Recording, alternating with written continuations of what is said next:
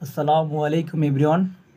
আজকে আমরা শিখব কিছু সাধারণত সেন্টেন্স যেগুলো আমরা সচরাচর ব্যবহার করি।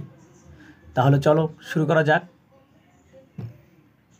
ভদ্র আচরণ করো, এটার ইংরেজি ট্রান্সলেট হবে বিহেভ ইউরসেলফ। Behave yourself. অলস হবে না, don't be lazy. Don't be lazy. এটা কি? What is this? এটা কি? What is this?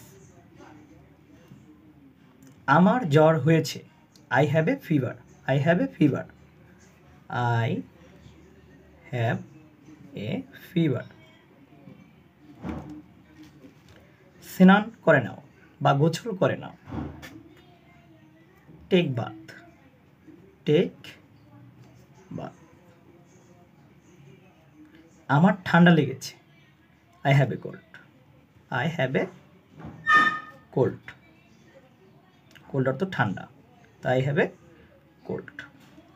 পড়ার শেষে সবাই ডান লিখবেন আর সবাই আমাকে একটি ফলো দিবেন।